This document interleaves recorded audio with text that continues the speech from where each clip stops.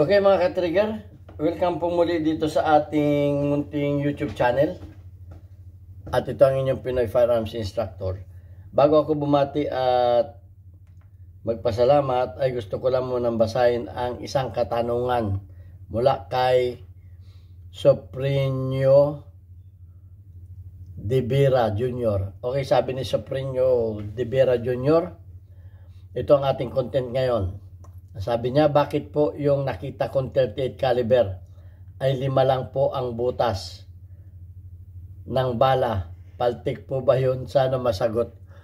Okay, kalimitan kasi ang mga revolver ay 6. 6 ang butas ng cylinder. Ay ngayon, bakit may mga bakit may mga 5 lang? So alamin natin bakit may mga 5 lang. Ibig ba sabihin, paltik yun pag 5 lang? At alamin din natin kung kailan na invento yung limang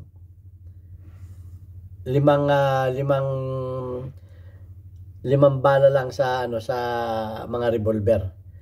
Okay, so bago yan ay gusto ko lang muna kayong pasalamatan at batiin dahil sa tayo ay umabot na sa 47,600 plus na mga subscribers, at maraming salamat doon sa mga si-share at nagla-like ng ating mga videos. Lalo tigit maraming salamat doon sa mga hindi nag-skip ng ads, dahil nakatulong naman kayo para madagdagan yung ating revenues na kung saan ang kita natin dyan, ang kita ng ating YouTube channel ay ibinibigay natin sa 6 na estudyante na mga anak na single parent para sila makapagpatuloy ng pag-aaral.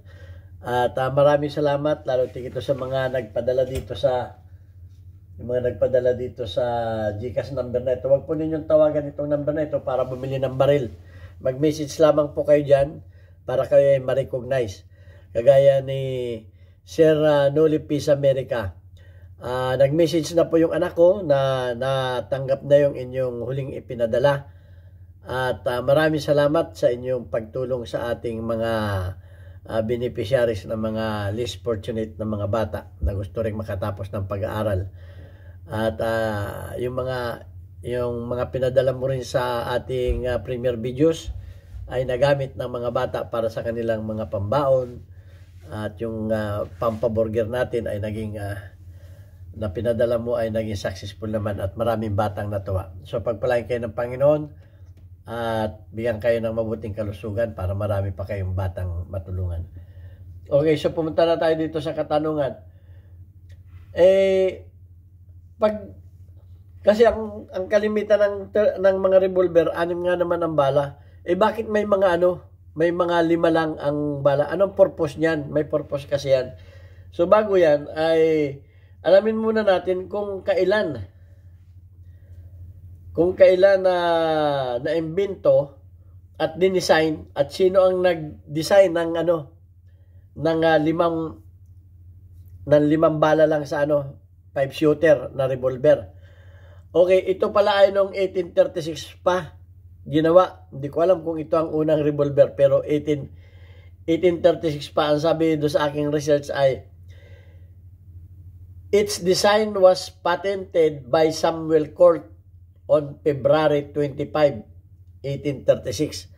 Noong February 5, 1836 pa pala ito pinapatent ni Samuel Colt. Si Samuel Colt ang kung si John Moses Browning ang pinakanghinyo sa mga pistol, si Samuel Colt naman ay sa mga revolver.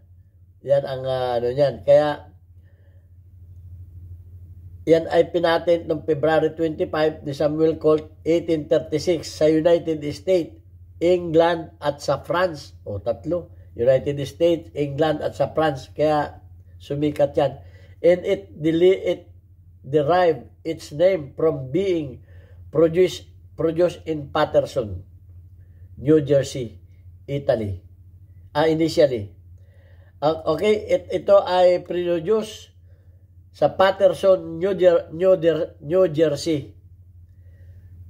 Initially, this 5-shoot revolver was produced in hindi pa ito 38 caliber, hindi pa 357. Ang caliber pa ay .28 caliber. with a .36 caliber model following a year. Ang unang revolver na 5-shooter ay 28 caliber, .28 caliber at saka yung .36 caliber. So nagkabiro ng variant yung mga caliber, kaya nagkabiro na ng 38 at 357. Yan, bandang huli na yan. So yan ang history pala niyan. Akala lamang natin ay ngayon dinagdagan na, ginawa ng 6 yung iba. Ang kalimitan kasing nakikita kong niyan, 5-shooter ay mga snub nose, mga pang-concealed. Ngayon, kasi, siyempre, pagka 5 lang ang bala, maliit ang bula, medyo maliit ang bula para magandang pang-concealed, siyempre, at hindi siya bulky. Yun ang mga nakikita kong mga 5-shooter. Okay, na mga revolver. Pang-concealed. Yun namang ibang mga 5, kaya naman nila ginagawa para yung mga malalaking caliber. Mga 45, may 45 caliber kasi niyan. At saka yung mga 35, meron ding para makapal. Kasi pag konti lang yung butas, siyempre makapal yung cylinder, makaka-hold siya ng high pressure na bala. Kaya ginagawa nilang yung mga 50 caliber, 5 lang yan, ginagawa nila para makapal yung pagitan. Kasi kung 6, sobrang manipis na yung mga pagitan, manipis na yung metal, hindi nakakayanin yung high pressure na bala. Okay, tingnan natin yung kung ano yung mga baril na yan. Sabi nga dito sa research natin na many revolvers have 5-shoot cylinder. Okay, marami na nasanay lamang tayo doon sa 6-shooter. Okay, many revolvers have 5-shooter cylinder, including some small frames, models for concealed carry. Yan, yung mga pang concealed carry. Kalimitan, mga pang concealed carry. Like the Smith & Wesson J frame and the Ruger SP101, as well as a large caliber revolver. Meron ding mga large caliber revolver like Smith & Wesson Model 500. Yan yung mga 50 caliber. And the Taurus Judge. Yung mga malalaking caliber, ginagawa din nilang 5-shooter para makapal yung bakal. Magiging makapal. Kung magiging manipis na. Kasi siksika na. The 5-shoot configuration is often used in small revolvers. Ang kalimitan ay sa small revolvers. Make the cylinder more compact, and in a larger revolver to make the cylinder wall thicker.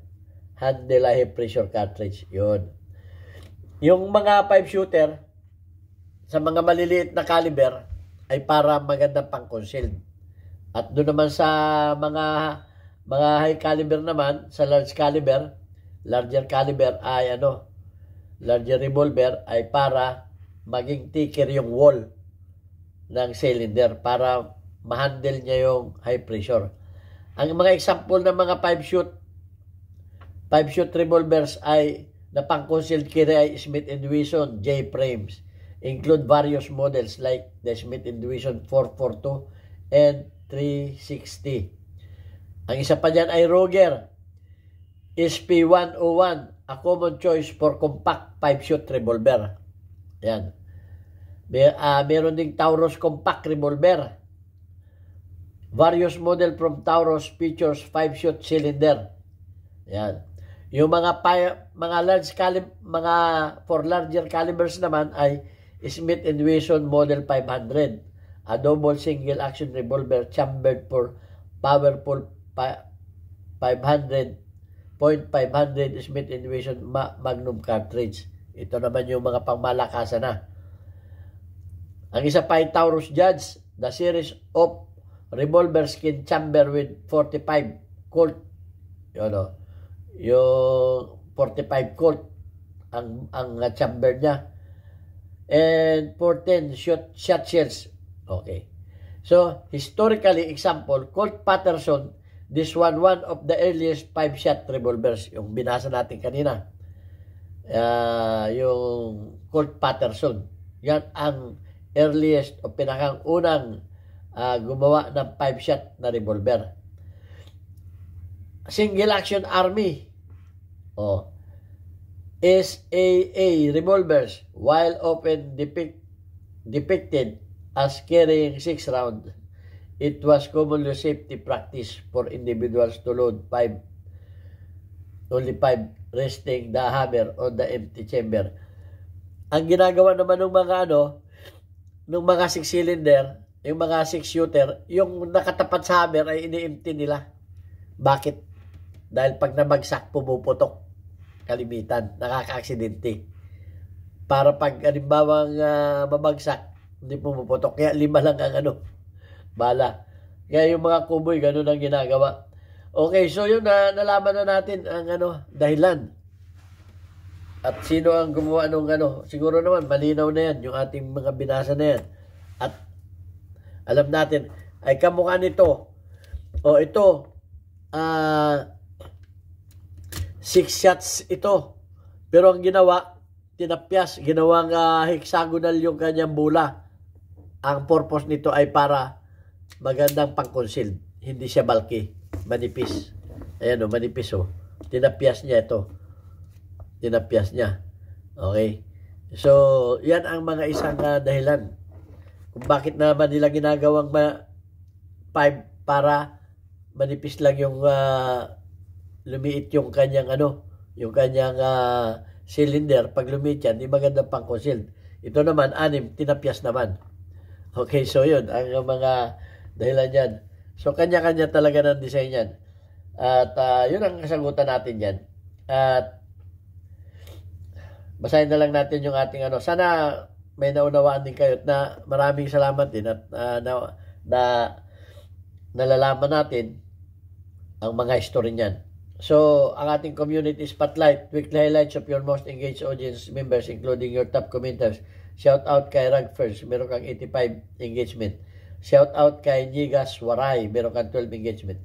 Shout out kay Karim Sapayani, meron kang 40 engagement. Shout out kay Aison Dimar, meron kang 2 engagement. Shout out kay Alfred Molihar, meron kang 41 engagement. Okay, shout out na rin doon sa ating mga kababayan sa Pinamalayan Oriental Mindoro. Bisitahin po ninyo, may bago na tayong Papa Burger dyan. 24/7 na bukas yan. At buy one take one sa halagang 40 pesos. Matatagpuan ninyo doon sa dati kong machine shop, Alvarez Street, Pinamalayan Oriental Mindoro. Maraming salamat po sa inyo. Hanggang sa muli nating video.